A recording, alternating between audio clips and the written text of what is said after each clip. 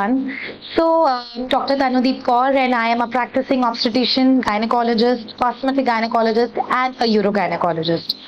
मैं आज आपसे ये डिस्कस करना चाह रही हूँ कि कौन से इश्यूज हैं जिसके बारे में आपको इग्नोरेंस नहीं रखनी चाहिए and you should see your gynaecologist as soon as possible.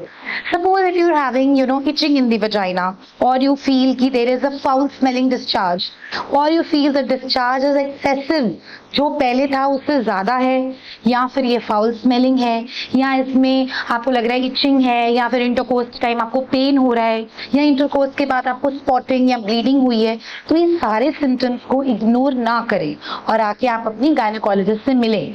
Suppose आपको ड्राइनेस इश्यूज आ रहे हैं, अगर आपको लगता है कि पहले ऐसी कोई प्रॉब्लम नहीं थी बट अब जब आप इंटरकोर्स करते हैं आपको ड्राइनेस लगती है, या आपको लगता है कि ल्यूब्रिकेशन इश्यूज हैं, या आपको लगता है कि any abnormal thing which was not happening before लेकिन अब आ रही है, तो उन सारी कंडीशंस के अंदर आपको अपनी गायनेकोलॉजिस्ट को मिलना है.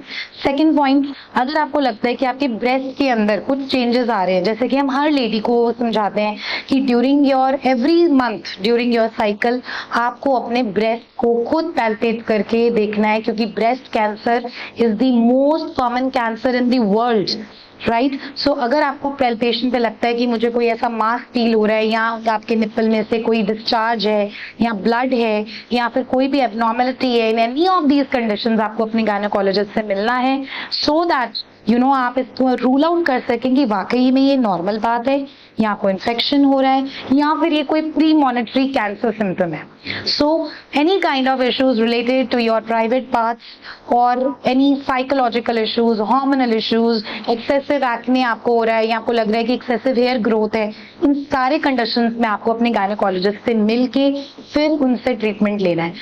आपको इसे इग्नोर नहीं करना है just by reading Google, because I get so many patients जो कहते हैं कि हम गूगल रीड किया एंड वी नो कि इसमें यही आ रहा है. गूगल में कोई भी कुछ भी लिख सकता है, ठीक है. अगर गूगल पढ़ के आपको सारे सॉल्यूशंस मिल जाते हैं 5 मिनट में, then doctors do not have to study for 25 years.